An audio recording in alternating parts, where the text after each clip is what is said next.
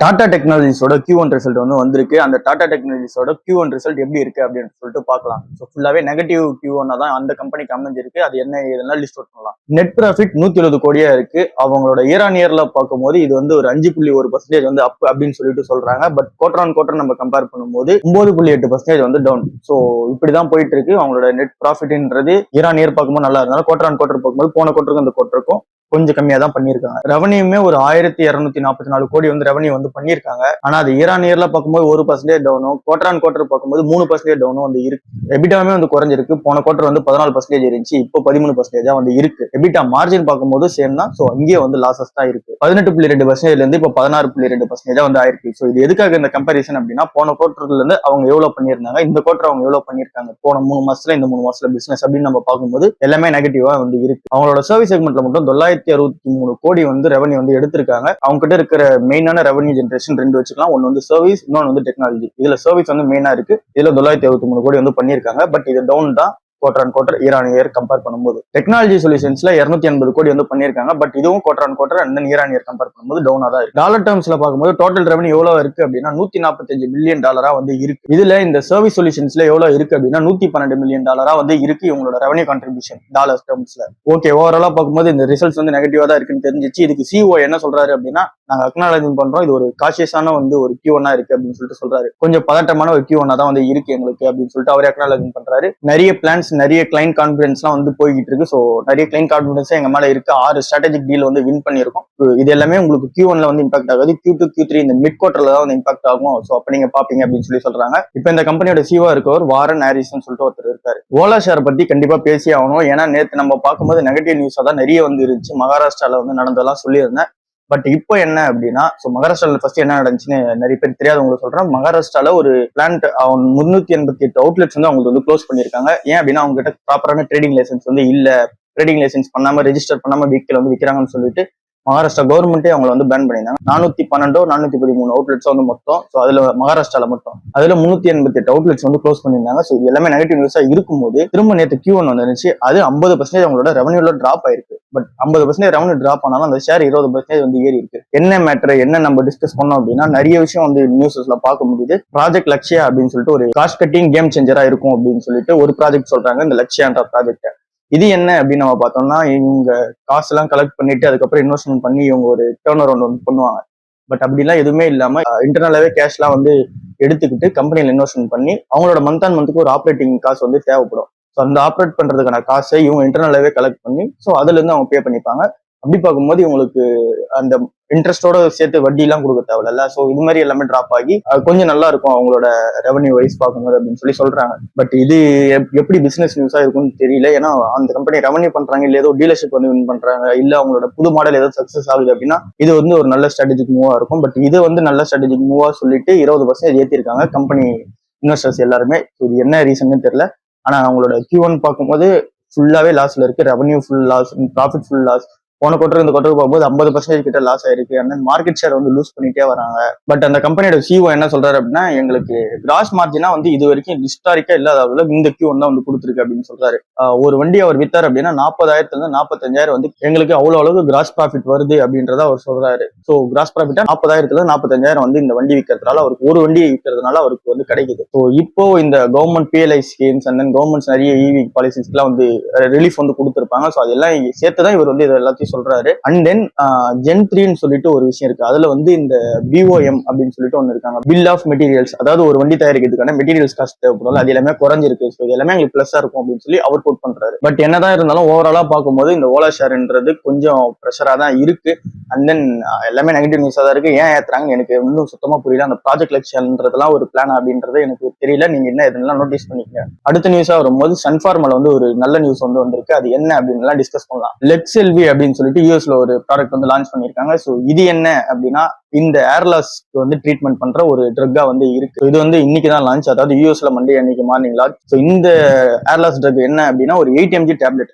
இந்த 8 milligram tablet நம்ம எடுத்துட்டு இன்டேக் பண்ணிக்கிட்டோம் அப்படின்னா ஏர்லாஸ் எங்கெங்க இருக்கோ அங்கெல்லாம் முடி வளர்ந்துரும், கவரேஜ் கொடுத்துரும். உடனே இல்லை, அதுக்கான டைம் வந்து எடுக்கும். ஸோ இது வந்து இந்த ப்ராடக்ட் வந்து சக்ஸஸ்ஃபுல்லா லான்ச் பண்ணிட்டாங்க. இதுக்கான FDA அப்ரூவல்ஸ் இது எல்லாமே வந்து முடிஞ்சிருச்சு இந்த கம்பெனிக்கு. ஸோ இது வந்து சூப்பரா லான்ச் பண்ணிட்டாங்க. அது சூப்பரா போகும் அப்படின்னு சொல்லிட்டு சொல்றாங்க. ஏன்னா கிளினிக்கல் ட்ரீட்மெண்ட்ஸா ஒரு விஷயத்த வந்து நோட்டீஸ் பண்ணேன். ஸோ அது என்ன அப்படின்னா 3 பேஷண்ட்ல ஒரு பேஷண்ட் வந்து 80% அவரோட ஏர்ஃபால் வந்து ரிகவர் ஆயிருக்கு, அதாவது கவரேஜ் வந்து பண்ணியிருக்கு. எத்தனை வாரத்துல அப்படின்னா 24 வாரத்துல வந்து ஃபுல்லி வந்து அவங்களோட ஏர் வந்து கவரேஜ் வந்து ஆயிருக்கு, ரிகவர் ஆயிருக்கு அப்படின்னு சொல்லி சொல்றாங்க. ஸோ ஒரு ஏர்லெஸ் வந்து உங்களுக்கு ஆகுது அப்படின்னா இந்த டேப்லெட் நீங்க 24 வாரம் எடுத்துட்டு வரும்போது உங்களுக்கு வந்து ஃபுல்லா வந்து ஏர்ஃபால் வந்து ரிகவர் ஆயிடும். ஸோ அப்படின்னா இந்த 3 பேஷண்ட்ல ஒரு பேஷண்ட்டுக்கு வந்து நடக்குது அப்படின்னு கிளினிக்கல் ட்ரீட்மெண்ட்டா வச்சிருக்காங்க. இன்னொரு ட்ரீட்மெண்ட்ல என்ன சொல்றாங்க அப்படின்னா 3% ஆஃப் த மக்கள் 80% அவங்களோட ஏர்ஃபால் வந்து ரிகவர் ஆகுறத ஜஸ்ட் 8 வாரத்துல வந்து நோட்டீஸ் பண்ணிடுறாங்க அப்படின்னு சொல்லிட்டு சொல்றாங்க. அப்படின்னா 3% அதுல யூஸ் பண்றவங்களுக்கு 8 வாரத்துல அவங்க ஏர்ஃபால் ரிகவர் ஆகுறது வந்து நோட்டீஸ் பண்ணிடுறாங்க. ஸோ இது கம்பெனிக்கு வந்து பெரிய பிளஸ்ஸா இருக்கு. ஸோ இது எல்லாமே பிளஸ் நியூஸா போயிட்டு இருக்கு. இந்த லெக்செல்வின்ற ப்ராடக்ட் லான்ச் ஆகி இன்னமும் பேட்டன் செட்டில்மெண்ட்லாம் நிறைய கம்பெனி கூட போயிட்டு இருக்கு. இப்போ வந்து ரீசெண்டா இன்சைட் கார்பரேஷன் சொல்லிட்டு ஒரு கம்பெனி கூட வந்து இப்போ பேட்டன்ட் அக்ரிமெண்ட் எல்லாம் போட்டுருக்காங்க. அந்த பேட்டன்ட்கான லா சூட் எல்லாம் போட்டிருக்காங்க. ஸோ பேசிக்கலா நம்மளோட ஃபார்மா கம்பெனிஸ் என்ன பண்ணுவாங்க அப்படின்னா வெளிநாட்டு ஃபார்மா கம்பெனிஸ் எல்லாமே புது புது ப்ராடக்ட் வந்து லான்ச் பண்ணுவாங்க. அது எல்லாமே ரேட் அதிகமா வந்து வித்துட்டு இருப்பாங்க. அதோட பேட்டன்ட் எக்ஸ்பைரின்னு கொஞ்ச நாள் தான் இருக்கும். அது பேட்டன்ட் எக்ஸ்பைரி ஆனதுக்கு அப்புறம் இவங்க எல்லாமே லா சூட் போடுவாங்க. போட்டுட்டு அதுக்கான ட்ரக்ஸ் வந்து சீப்பா தயாரிச்சு வைப்பாங்க. அப்படி இருக்கும்போது இவங்களுக்கு பிரைஸ் கம்மியா விற்க முடியும். அண்ட் தென் அதுக்கான R&D டெக்னாலஜில இவங்க ஸ்பெண்ட் பண்ணாத காரணத்தினால டைரக்டா அந்த ப்ராடக்ட்டை காப்பி பண்ண போறாங்க. ஸோ எல்லாமே இந்த கம்பெனிக்கு பிளஸ் தான் வந்து இருக்கும். ஸோ அப்படி இந்த இன்சைட் கார்பரேஷன்ன்ற கம்பெனி வந்து இப்போ நான் கேன்சர் டிசீஸ் ஒரு ட்ரீட்மெண்ட் ஒன்று. ஸோ அது வந்து இந்த அல்சோஃபியான்ற ஒரு டிசீஸ். ஸோ அதுக்கான ட்ரீட்மெண்ட்கான ட்ரக் வந்து இந்த கம்பெனி வச்சிருக்காங்க. அதோட பேட்டன்ட் வந்து முடிய போகுது. அது இந்த சன்ஃபார்மா கம்பெனி வந்து டேக் ஓவர் பண்ணி இப்போ விற்க போறாங்க. பட் இந்த கம்பெனி அதுக்கான திரும்ப அகைன்ஸ்ட் பேட்டர்ன் வந்து போட்டிருக்காங்க. ஸோ இந்த பேட்டர்ன் வந்து சக்சஸ்ஃபுல் ஆகுதா அப்படின்லாம் பார்க்கலாம். சவுத் இந்தியன் பேங்கோட Q1 இந்த ஜூலை 1st and 2nd வந்து வந்துருந்துச்சு. பட் அந்த டைம்ல நம்ம வந்து சேனல் ஸ்டார்ட் பண்ணாதனால டிஸ்கஸ் பண்ண முடியல. ஸோ அது என்ன ஏதெல்லாம் இப்போ வந்து பார்க்கலாம். இந்த சவுத் இந்தியன் பேங்கோட Q1 நல்லாவே இருந்துச்சு. அதுல நம்ம பேசிக்கா நம்ம என்னென்ன பார்ப்போம், பேங்க் டெபாசிட் ஏறி இருக்கான்னு பார்ப்போம், அது ஏறி இருக்கு. அட்வான்சஸ் ஏறி இருக்கான்னு பார்ப்போம், அதுவும் ஏறி இருக்கு. நெட் இன்ட்ரெஸ்ட் மார்ஜின் ஏறி இருக்கான்னு பார்ப்போம், அதுவும் ஏறி இருக்கு. காசா ரேஷியோ மட்டும் ஒரு 32% இருக்கு. போன குவார்டர் வந்து ஒரு 31% தான், கொஞ்சம் ஸ்லைட்டா தான் வந்து ஏறி இருக்கு.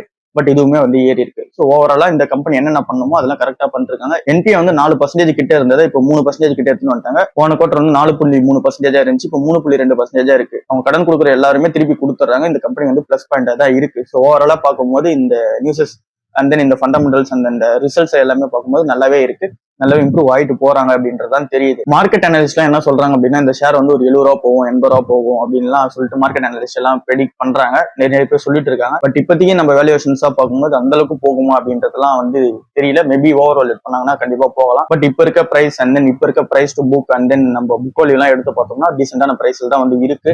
நானும் இப்போ அப்பப்போ வாங்கிட்டு இருக்கேன். ஸோ உங்களோட டிசிஷன் என்னவோ மேக் பண்ணிக்கோங்க. HCL கம்பெனியோட Q1 வந்து வந்துருந்துச்சு. ஸோ இந்த Q1 எப்படி இருக்கு அப்படின்னா டிஸ்கஸ் பண்ணலாம். நிறைய க்ரோர்ஸ்ல வந்து இருக்கு நம்பர்ஸ்லாம். நம்ம நெட் ப்ராஃபிட் அண்ட் தென் எல்லாமே வந்து ஏறி இருக்கா இறங்கி இருக்கா, போன குவார்ட்டருக்கும் இந்த குவார்ட்டருக்கும் இல்ல இயர் ஆன் இயருக்கு அப்படி மட்டும் டிஸ்கஸ் பண்ணலாம். ஃபர்ஸ்ட் வந்து நெட் ப்ராஃபிட் இது வந்து 9.7% வந்து டவுன் ஆயிருக்கு இயர் ஆன் இயர் பார்க்கும்போது. ரெவன்யூ ஃப்ரம் ஆபரேஷனா பார்க்கும்போது 8.3% வந்து ஏறி இருக்கு. இது ஒரு பெட்டர் சைனா இருக்கு. எபிட்டா மார்ஜினுமே 17%ல இருந்து 16% குறைஞ்சிருக்கு. நெட் இன்கம் மார்ஜினா பார்க்கும்போது 12% வந்து ஏறி இருக்கு. ஸோ ஓவராலா வந்து ஒரு மிக்சடான ஒரு Q1 தான் இருக்கு. பட் ஐடி கம்பெனி ஸ்டாக்ஸ் எல்லாத்தையுமே இப்போ வர ரிசல்ட்ஸ் எதுவுமே நல்லா இல்லை. TCSக்கும் நல்லா இல்லை, இதுவுமே நம்ம செக் பண்ணி பார்க்கும்போது நல்லா இல்லை.